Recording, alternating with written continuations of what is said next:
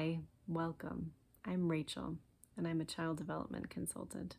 Maybe you've landed on this page today because you're a first-time parent and you're just trying to learn the ropes and wanting a bit of support around figuring out what's developmentally expected. Maybe you're going to be a second-time parent having a second baby and wanting to figure out how you can best support your firstborn through that experience.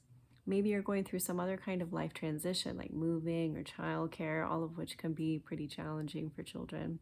Or maybe you're just generally having some trouble spots like sleeping or routines or eating or difficult behaviors, and you're looking for some support around that.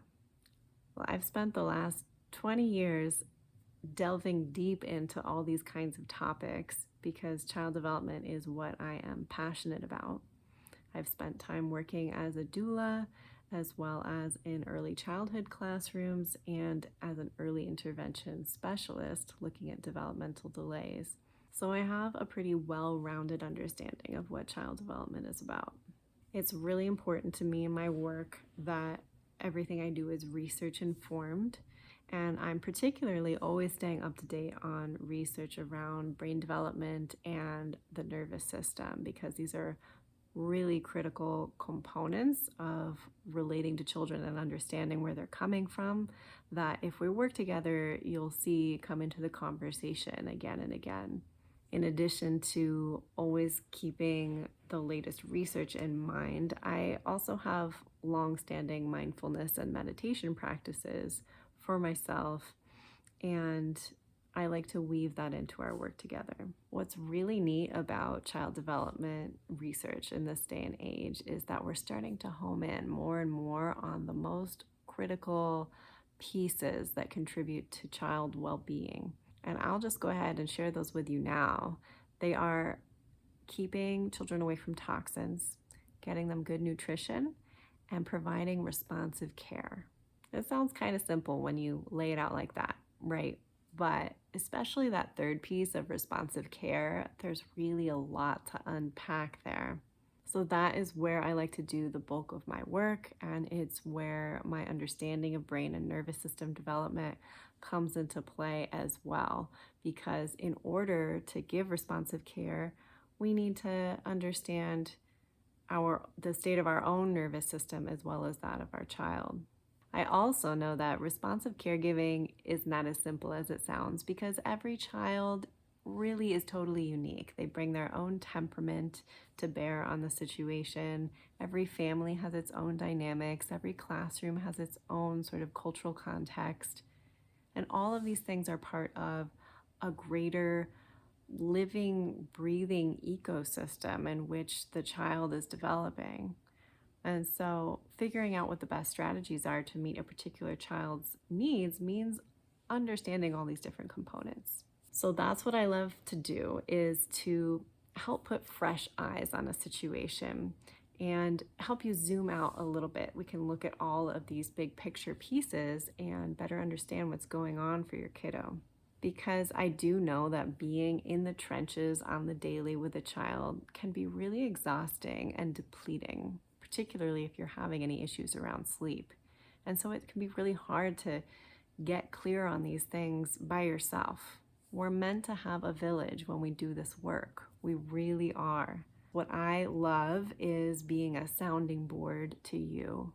And even more than that, being your thought partner. I'm able to bring in some of these insights that I have from my many years of experience with children and what I know from research and study, and then combine those with your expertise on your child because you do know them better than anyone in the world, and together we can figure out what the best strategies are going to be to meet their needs. You might be curious why I like to do this work and what motivates me. I'm definitely one of those people who has always adored babies and children. When I was a preteen, I was ogling over babies and babysitting as early as I could. And then in high school, my first job was as a clinic aide in a pediatric speech and occupational therapy clinic. And after that, I was absolutely hooked. I knew this was what I wanted to do for the rest of my life, was work with children. I was raised in a really loving family, And I also grew up being highly sensitive, which in a nutshell means that my nervous system takes things in a way that's a little more intense than it is for a lot of people. And so I often found life to be very overwhelming for many years. I was one of those toddlers who would have the kind of meltdown where I would actually hold my breath until my face turned blue and I passed out for a moment. Again, my parents were super loving and were always taking good care of me, but we also know a lot more now about that kind of behavior than we did when I was growing up. And given all that I know now about child development, I can see that that was probably a sign of things to come. Because for me, my teenage years and early 20s were so difficult, really riddled with mental health struggles. And it was then in my mid 20s that I decided I needed to do a deep dive into my own personal psychological journey to better understand what it is that we need to be well mentally and emotionally in this world. So it's a combination of my own personal journey and my continued work with children throughout this whole time that has led me to want to dive deep into what human development really is.